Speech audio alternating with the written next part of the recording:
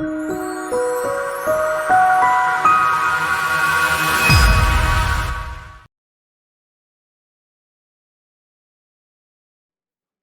everybody. This is Johnston, Executive Director of the Community of Hope Health Clinic in Pelham. I wanted to welcome you back to our next episode of our podcast here at CHHC. This one, we're going to be talking a little bit about primary care and how important it is to our clinic and the community. But first, I want to say I hope you enjoyed that little video that I just premiered for you. This video is kind of a snippet of our fundraising video that we will be debuting next month at our annual fundraiser. Our fifth annual fundraiser is being presented by AmFirst. It's going to be at the Pelham Civic Center on Tuesday, May the 7th from 6 to 8 p.m. You can come to that if you'd like. All you have to do is RSVP because we have to make sure we have enough food for everybody.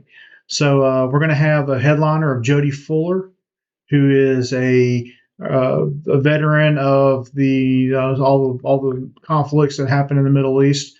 20 years ago, 15, 20 years ago. He's a retired military man. I believe he was a captain in the U.S. Army. He's a native of Opelika, Alabama. He's a comedian, and he's also a lifetime stutterer. We're going to have some changes done to the social media for us and also for our website in the coming days. If you're watching the video, you can see right above my head, we have our important links. Our website, of course, is www.communityofhopeclinic.com, with our Facebook being facebook.com/Community of Hope Health Clinic, and our Instagram being Instagram.com/CHHC_Shelby County. But today I'm going to talk a little bit about primary care. Like I said, primary care is our bread and butter. It's something that whenever the clinic was first established back in 2007, 2008, that was the glaring need at the time. We had nobody, the indigent, the uninsured in Shelby County had no access to any sort of health care from primary wise, but it's still our bread and butter. So, at this point, we're offering like 5 or 6 different services in addition to our primary care. We're offering dermatology, physical therapy, mental health, and counseling. We're offering an on-site medication dispensary. We're offering prenatal care. We're about to start. We just set up our room for our vision screening and the optometry clinic. So we've got a lot going on, but all of this is being pushed by the fact that we have primary care here. And a lot of our patients need more than just primary care. But the great thing about Community of Hope Health Clinic is we have a lot of good relationships, whether that be with a cardiologist here or a dermatologist here in Shelby County. We're also working with Project Access or with the Continuity Clinic in Birmingham. And our patients are able to go out and get these specialty services. But when it comes down to it, our patients need to be able to have a primary care home. And so anybody who is seen in our clinics, whether it's a specialty clinic or is referred out or comes to our medication dispensary, they are our primary care patient first. So sometimes they may not get in the primary care setting at the beginning, but say they come in for mental health, we will get them into primary care as soon as possible. And the reason why we do this is because when you look at, let's just take somebody, for instance, that has diabetes. They may have to go see an endocrinologist, but their endocrinologist is not going to take care of the rest of their body. The endocrinologist is going to focus primarily on their blood sugar, the A1C, and try to get that under control. But what happens when that does get under control? Or what happens when, the patient has some sort of other illness that may be a comorbidity with that? They need to be able to follow up with a primary care provider. And so even to this day, we have specialty clinics here and there, but our primary care, we are seeing patients in a primary care clinic 3 days a week, every week. And then once a month is actually four clinics, which will be because we have one in the morning on Monday and one in the evening on Monday. So that's really what what I wanted to talk about today, because that's really our bread and butter. That's what we do. And so I've got Dr. James Rick Kilgore, who's got a PhD. He's a PA. He's got a doctor um, of medical science, and he does so much. He was at UAB for 40 plus years. He's teaching other places like Emory, Lynchburg, Mississippi State, and so we want to talk a little bit about that. But before we got to that, I wanted to talk a little bit about what the World Health Organization says, so you can kind of get an idea of what I'm saying. Is that it says that over 1 billion people worldwide are at risk of falling into poverty due to the out-of-pocket health spending of 10% or more of their household budget. So that's huge. You think about it, that's like tithing at church. You're tithing to the medical profession. If we scale up primary health care, PHC interventions across low and middle income countries, it could save 60 million lives and increase life average expectancy by 3.7 years by 2030. Think about that. 3.7 years just by being able to get people in to take care of their primary health care. The majority of essential interventions, about 90% for universal health coverage, can be delivered using primary health care results. There's an estimated 75% of projected health gains from the Sustainable Development Goals that could be achieved through primary health care. And achieving this would probably would require about an additional 200 to 328 billion a year for a more comprehensive package of health services. We know that's not going to happen, but I'm just glad that I work for an organization that when somebody has the idea or has the need to come for medical services, whether they can afford it or not, they can come here as long as they qualify. So anyway, so I'm about to send you on a couple videos, my interview with Rick, and hopefully you get something out of it. So I appreciate it, and hope you enjoy. So this is Johnston here, Executive Director, Community of Hope Health Clinic. I'm meeting today with Rick Kilgore, who is our Medical Director. Rick has a PhD, he is a PA, he also has a doctorate in healthcare sciences? Doctor of Medical Science and Internal Medicine. Medical Sciences and Internal Medicine. And so Rick's been volunteering with us, I guess, for about 5 years now. 5 years. He came right after he had retired from UAB. Started off a little cubicle at the health department right next to where my desk was. Moved with us, joined our board of directors, I guess about 3 years ago, 3 or 4 years ago, and signed on as our medical director, and really is one of the driving force towards our policy and what we do here at the clinic, and heads up our medical committee and whatnot. So today we're talking, like I said, primarily on primary care and how that is kind of our bread and butter for what we do here at the clinic. And so Rick, I just wanted to kind of just ask you a few questions about how you've seen the clinic, how you operate in the clinic, what you've seen the changes that have come with just our expansions. And so can you just kind of give us, I guess, just a brief experience, recap of your experience here at the clinic? Sure, I'd be glad to, Justin.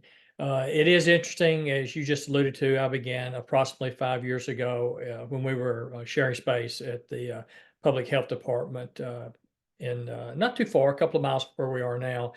We made a move several years ago because we needed the room because of the volume of patients we had and the services we wanted to provide. And here we are again, moved for a third time in my 5 years because we've expanded again. So most of my day at the clinic, which is 1 day a week, is seen in primary care. I sort of look at it pre-COVID, post-COVID, and the way things have shifted. But the majority of what I see is our diabetics, hypertension, high cholesterol, and then obesity. And that's been the four legs of my table since I've been in the clinic, mostly working with our Hispanic patients, which are about 70 to 80% of the patients that I see. But of course, COVID came along 3 years ago or so. And since then, we've seen a significant increase in mental health issues. So about 35% of my patients now of my total primary care do come with mental health related issues. So we see a lot of We see a lot of requests for antidepressants, anti-anxieties. People have insomnia.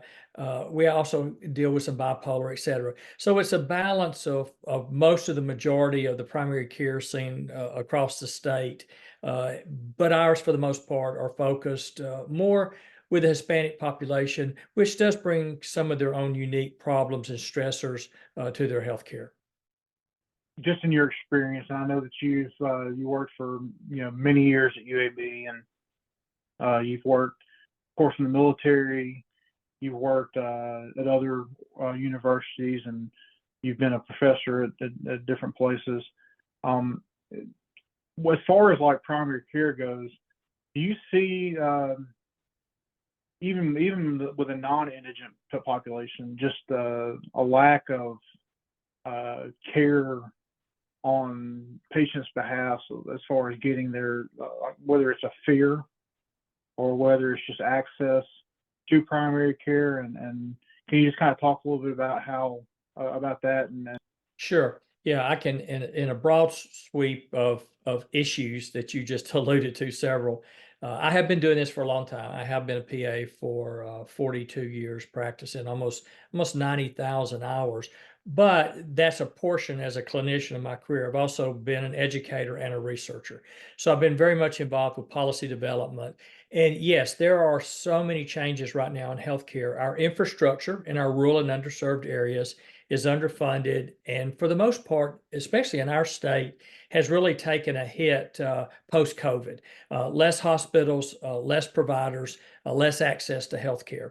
You complicate that by the decreasing number of physicians that are available to provide healthcare. That's accentuated the access to healthcare, and that's across the board. It takes upwards of almost a year to get some specialty care. So we have patients who come in with routine medical problems such as hypertension or high cholesterol or diabetes, for example, and they cannot get access to healthcare. And these are all diseases that can be successfully treated, if it's identified early and medications and treatments are implicated, like diet, exercise, education, and the medications. So I think one of the biggest concerns that we that provide primary care have is that when the patients cannot get that care, by the time they're seen by a medical provider, their disease condition can be a lot worse. So we focus on getting patients in, getting them evaluated. For those patients that do need specialty care, we have the opportunities to work with some of our partners, some of those at UAB and the Jefferson County Medical Association. But we also have our own dispensary now, which helps us as providers. So everything that we do is focused on early intervention, education, and treatment to prevent sequelae down the road that patients are going to have heart disease or renal disease or other medical conditions that could have been prevented with early treatment. So everything has changed. And I talk about pre-COVID care and post-COVID care. And the post-COVID care looks a lot different than it did pre-COVID. And not only has the healthcare system changed, the number of providers has changed. PAs and nurse practitioners that we work with are in the system in much larger numbers. And it's anticipated that just 9, almost 10 years down the road, healthcare is going to be delivered quite differently. So we're at the forefront currently working and dealing with some of these issues, which are going to be exacerbated over the next couple of years. And that's access to healthcare, access to quality providers, and access to testing and medications, which we all try to address in the clinic. What kind of model do you feel, of course, with Community of Hope, but just in general, how is this going to look in the next 9 to 10 years that you're saying that things are going to be changing? As far as like, am I going to be seeing an MD, or what are we? What's the importance of how things are moving at this point? So you asked me a question that I frequently am asked and also speak quite a bit on. And the issue is that today, just real quickly, that there are roughly 27,000 physicians who are graduating from medical school each year. And about 24,000 physicians are actually retiring each year. So we only have a net gain of about 4,000 new physicians in the United States per year. We have roughly 1.1 million physicians in the country, but we only have 850,000 that are actually practicing. We have a combined graduation rate right now of roughly 500. I'm sorry, excuse me. We have roughly 50,000 new PAs and nurse practitioners graduating each year, which is essentially almost double the number of physicians. And it's a younger profession, so we have less nurse practitioners and PAs who are retiring. So in 10 years, we will have 1 million PAs and nurse practitioners and 1.1 million physicians. So this collegiality that's existed for decades is beginning to change a little bit, whereas PAs and nurse practitioners are moving more into the primary care role and the physicians are moving into the specialty role. So we're going to see a transition over the next 10 years where PAs and nurse practitioners are doing most of your entry-level care. You're already seeing this in your urgent cares, in your community-based clinics, also in your emergency rooms. The physicians are still there. They're still playing an important role, but the population is growing at such a rate that the access to healthcare has become increasingly difficult. So if you look at levels of care, you can call that the entry level of care, that mid-level specialty care, to the advanced care, say your orthopedic surgery, neurosurgery, cardiovascular thoracic surgery. You're always going to have these specialties that are going to require a lot of training. But for the entry level care, the screening care, a lot of what we do, we see our patients, we evaluate them, we determine what care they need. Those that we can treat, we do. Those that move in forward and need advanced care, we're able to direct those patients to that care. And this is what you're going to see over the next 10 years. You're going to see various levels of entry into healthcare, from that primary care evaluation, urgent care, local clinics, local primary care, to that mid-level care that's needed all the way up to that advanced care where you need the super specialist to take care of patients. So I think what we're seeing right now is just the beginning of the changes. And there's no one that you can talk to in the healthcare system. And when I say system, I'm talking about your clinics, your hospitals, your specialty care, that will not say that there's going to be changes in the future. So I hope the model that we have, that we're currently using, is a very similar model that you're going to see more of as we move forward over the next 10 years. So let's talk a little bit about the community health clinic. What do you see as some of the difficulties that come with treating the population, not necessarily just on your end, but what are the difficulties do you see with some of the patients and what they're having to do as far as finding, good health care? Well, just the other night in some of our discussions about mental health, we were talking about lack of access, insurance or coverage issues, and transportation. Those are big threes. And I've felt my whole career, I can write prescriptions from now to the cows come home, but that doesn't mean the patient can actually get to the pharmacy and fill that prescription and have the money to pay for it. And medications today are very expensive for the majority of patients. So I think when you look at our model in particular and what we do, is that when patients do come in, and that does take into account the issues that the majority of them are indigent, they have limited income to purchase medications, they do have transportation issues. So we have to be flexible that when we schedule appointments, when they can come, who they can see, et cetera. And I believe that by having a structure that we can adjust so those patients can get in, does make it easier for those patients to come in and be seen. Now, you complicate that by the language barriers, because many of our patients, English is a second language, and we are fortunate to have a lot of interpreters who come that work with us who are very good, who help us to address some of the issues. I think if you look forward to what has to happen on the screening side that we talked about on the primary care side, we know that cognitive decline and obesity are two big areas that present a lot of problems. So fortunately, we've been able in our clinic to be able to screen with some tools for mental health issues.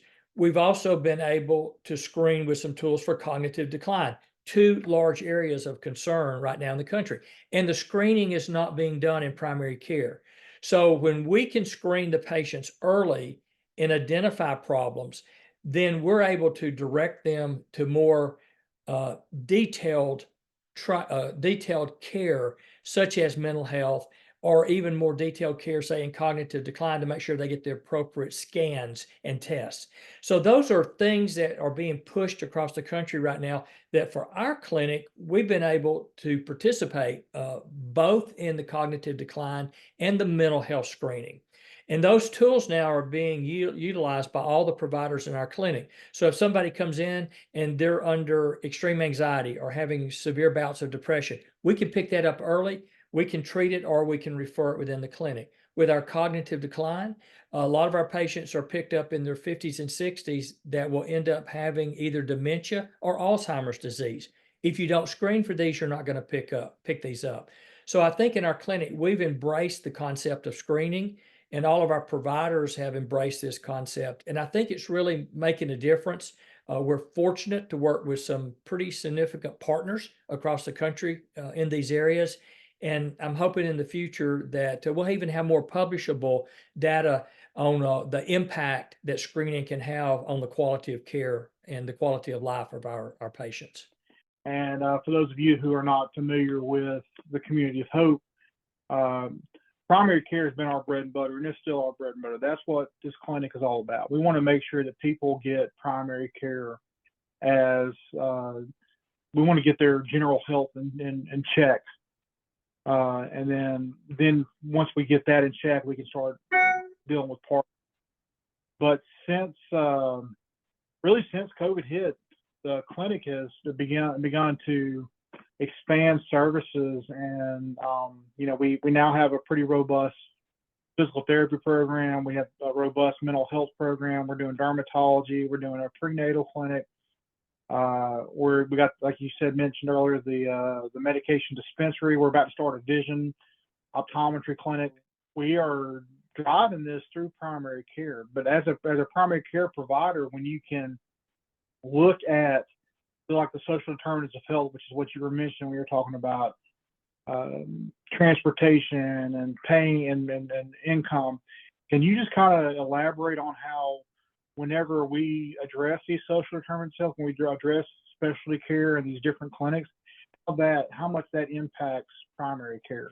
Well, a lot of our patients that we see, they work hard. They're cooks.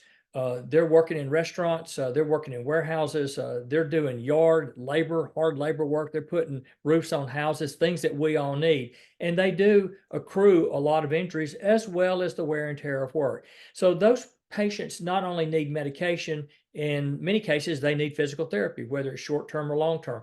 By having physical therapy available, that is a real benefit to our patients. And our colleagues that we work with, those from UAB and those other organizations, they come here and they volunteer their time to provide those services to our patients. So when I have a patient that needs short or long-term therapy, whether that be a chiropractic care, an orthopedic care, or physical therapy care, we have those services available that we can utilize for our patients.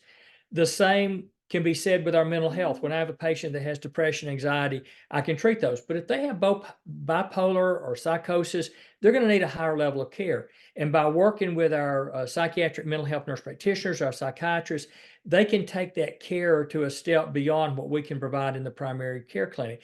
And to be perfectly honest, our limitation is time. I don't have an hour to spend with every patient. So I maybe need to see four patients in an hour or 3 patients in an hour. Excuse me. So by having that care available at the next level helps. A good example is the vision clinic that we are going to begin. And we're partnering with UAB. We're partnering with some private practice physicians who we're going to be working with. So patients that come in that have diabetes, one of the major concerns that we have with those patients is a vision loss. Diabetes and the effect the glucose has on the red blood cells, which then affects the small arteries in the body, can affect the eyes and the kidneys and the heart. So people with diabetes tend to have vision problems later on in their disease. So we screen the patients, those that we feel are appropriate for vision screening, and are all diabetic patients in actuality can get that vision screening. Once we identify at the vision screening other issues that might be identified, then they can get that additional care. And, we have partners, as I alluded to earlier, like Project Access through the Jefferson County Medical Association, that works with UAB primarily, that helps get us align with those specialty care that's not available anywhere else. And this is all indigent care. So those patients that need surgery, or for instance, need laser surgery on their eyes because they've got a bleed in their eye from diabetes. Those are the things we hope we can identify early. Hopefully in the vision clinic, maybe stop a person from losing their vision. And then if their vision worsens, we can identify those patients, get them the specialty care that they need.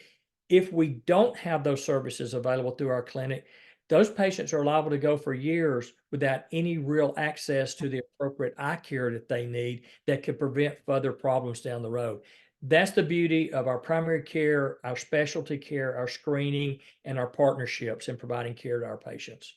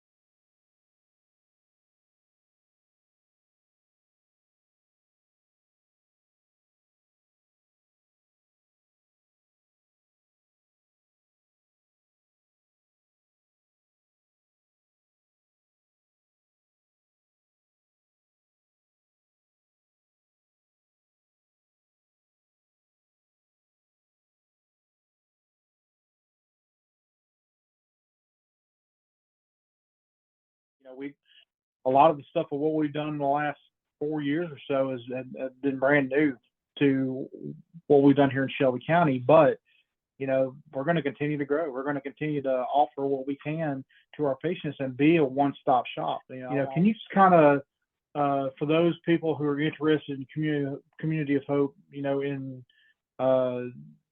specifically, just kind of give just a brief synopsis of what we've been doing with Cleveland Clinic and how it's being recognized. Also, not only that, but also our recognition through our COVID work. Just give a brief synopsis. It doesn't have to be long. Just so people understand.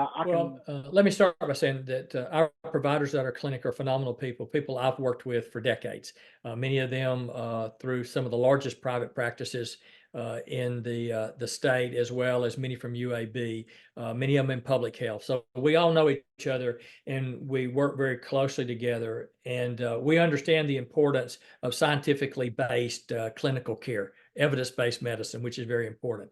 So I am fortunate in that I have additional certifications in mental health and addiction medicine, obesity, and have been working for many years and about almost 15 years of my career in doing clinical research. So that's opened up some doors for us. And you alluded to our work in COVID. I'll just mention that briefly. We were one of the first clinics to actually implement some of the COVID-19 screening protocols for patients to come into the clinic. We had an article published, and we just recently, this month, had an article published on the impact of Omicron on screening of patients. So this opens up opportunities and brings notoriety to our clinic as being a place to learn. So before I talk a little bit about cognitive decline, we do have students in our clinic. We have residents that come. We've had medical students. We've had PA students. We've had nurse practitioners. We've had nurses. You name it, we've had it in the clinic. So we're also a teaching clinic in the sense that we want people to come and learn and interact with people.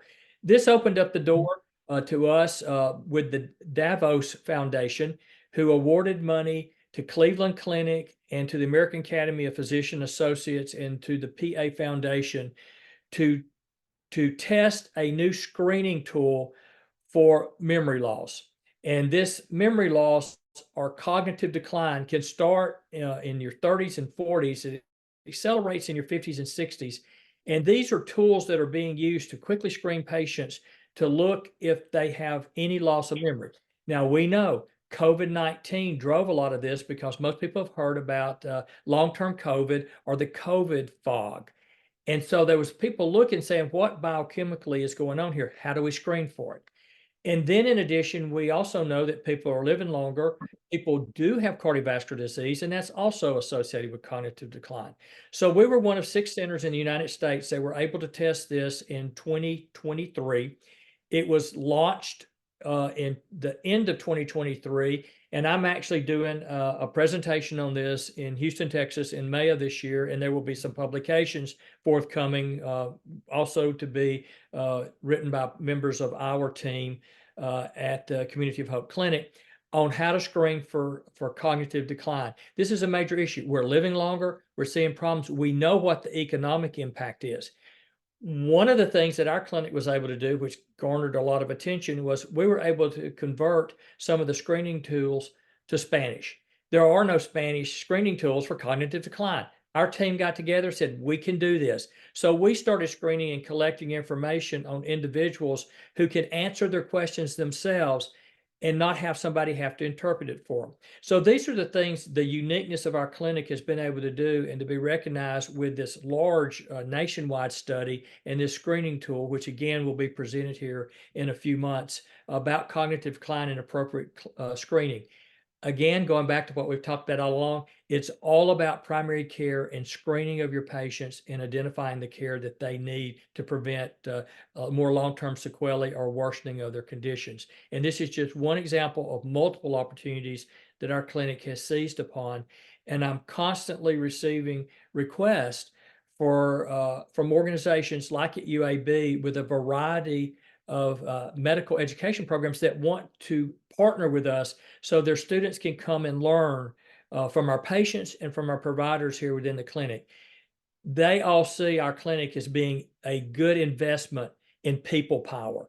So when they get their students here and they invest in the people, then the result, of course, down the road is thousands and thousands of additional people being able to get care from people who have been well trained. For example, working in our clinic is just one location that they may get their education. And I'm going to say that, you know, the deal with the Cleveland Clinic and dealing with the 88 that we've been working with for the cognitive decline, we were chosen specifically because of our demographic that the patients we serve. And I think that's a good step forward because, you know, 10, 15, 20 years ago, they may have gotten a sample size, but they may not have gotten a sample size from this particular group of people. And so that just shows you the kind of the issues that we're addressing. And, you know, that may have come some from our COVID screening, or, you know, I know a lot of this relationships and whatnot, but I just feel that as we, the Community of Hope, continue to kind of think outside the box and do things that normally are not seen with our particular clientele, that we're going to be able to offer more services, not necessarily like a specialty clinic, but, you know, even just doing stuff like running the GAD-7 and the PHQ-9, which is what we use for depression and anxiety. We're able to address some of the medical conditions that this underserved population is not used to getting serviced by. I mean, not used to getting these services. So I think it's great. And then just kind of seeing where we were when I took over 9 years ago versus where we are now, and just the expansion. You mentioned earlier the moving, the last 4 years, adding about 5 or 6 different services, our patient population. We ain't even talked about our mobile clinic. So, I mean, the mobile clinic can drive our primary clinic as well, because we're out there trying to recruit patients to come in that may not know about it. So there's just so much going on right now, and I really do appreciate you coming on and talking about this with us today. And hopefully those people who would like to learn more about us will take this opportunity to, after watching this, to go and check us out and give us a call, send us an email, especially if you want to partner with us and you're in some sort of and you're in the medical field. So, Rick, is there anything else you want to add here towards the end? No, I think as you just mentioned, the key word here at the Community of Hope Clinic is volunteer. We can use as many people that want to volunteer. And there's a lot of roles that people can play, especially in a primary care clinic, in helping us each and every week. So I'm always open to having people shadow me or talk to me or come to the clinic to support the activities that the clinic offers. And it's going to increase as we offer more services. And when the fall rolls around, our vaccine clinics will be a hot topic again. So we provide a lot of services to people that would not otherwise be able to get that care. There's always room for somebody to come and help us. And I think that's important to remember. And one of them, like right now, I'm in the process of revamping doing some changes stuff on our website. So should be, if there's any sort of collaborations, they can always email me, Justin at communityofhopeclinic.com. And I'm hoping to be able to add an inquiry button or some way for people who maybe hear this to be able to contact us so that we can possibly collaborate. So with that said, I appreciate everything, and thanks for sitting in and recording this with me. And hopefully people will learn more about primary care, not only just for Community of Hope, but just the type of clinic we are. We're a free and charitable clinic, and like I said, there's thousands of us across the nation, and we're all doing great things. But we're doing a lot of great things in Shelby County right now, and we just want people to know about it. So I appreciate your time. Thanks, Justin. So I hope you enjoyed our interview. Like I said, you can always, if you have any questions, you can always shoot me a message. My email is justin@communityofhopeclinic.com. Our fundraiser is coming up May the 7th from 6 to 8 at the Pelham Civic Center. It is free to attend. So if you'd like to come and learn more about the clinic and get your free meal, great. It is a fundraiser. We'll be asking money, but I do ask for an RSVP if you would like to come. You can RSVP me at justin@communityofhopeclinic.com.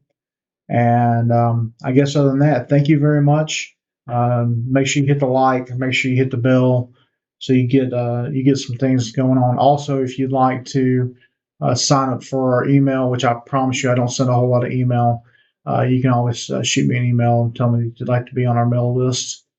And I usually send 1 to 2 emails per month max, depending on the time of the year. So thank you very much. God bless you. And I hope you have a wonderful day. And if you have any questions, just give us a call. Thanks.